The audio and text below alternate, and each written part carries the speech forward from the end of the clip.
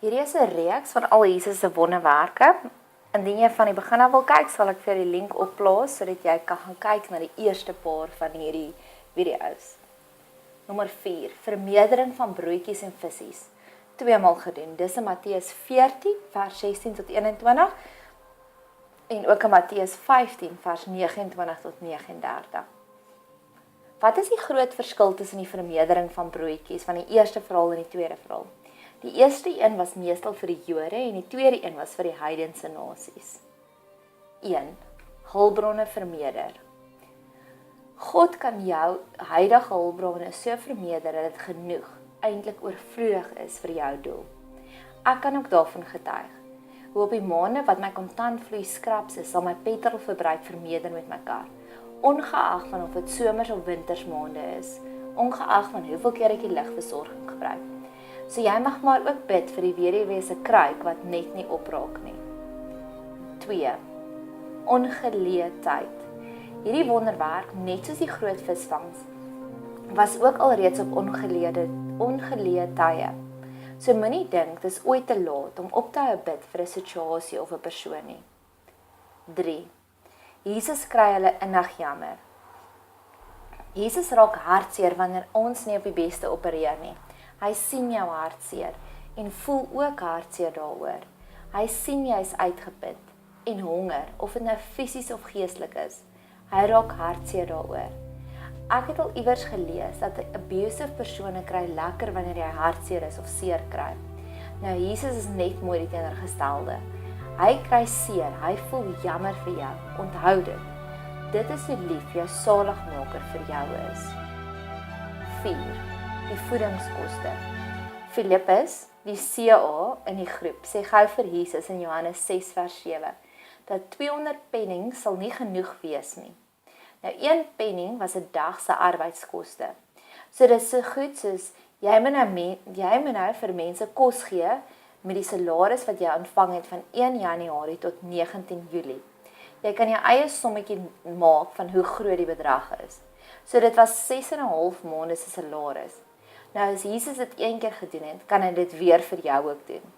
Ek het al in my ander video's gepraat van celebration partytjies of vieringspartytjies. Wanneer iemand 'n deurbraak gehad het. Wat as ons so groot partytjie kan hou dat dit 6,5 maande se salaris werd is?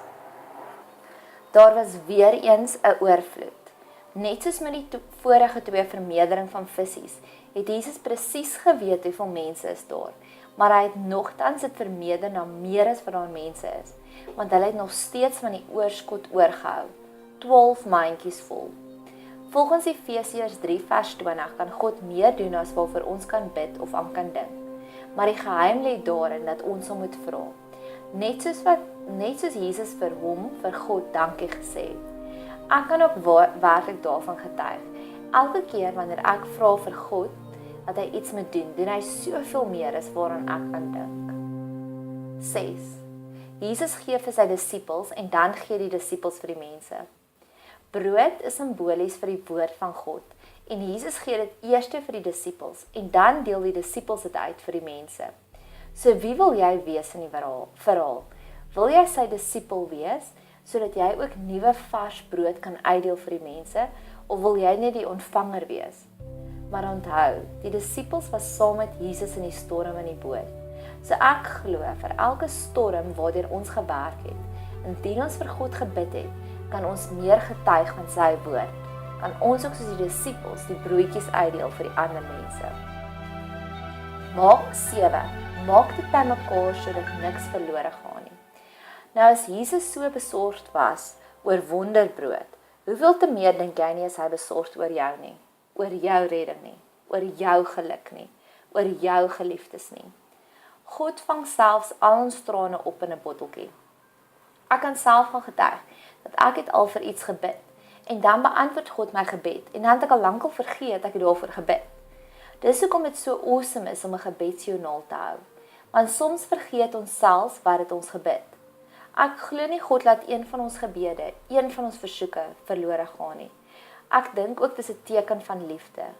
Jy al gedink dat wanneer jy waarlik verlief is, onthou jy alles van daardie persoon. Hulle gunsteling kos, hulle gunsteling liedjie. dis hoe God oor jou voel.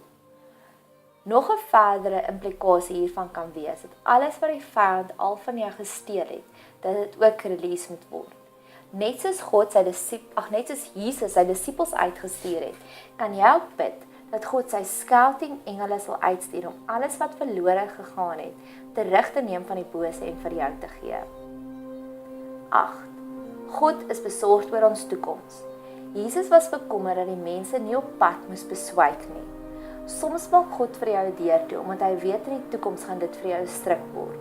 Maar in dieselfde asem, enige iets wat jy surrender vir God, enige iets wat jy voor sy voete gaan neerlê, soos beide kere met die visse en die broodjies, sal God vir jou vermeerder en verbeter.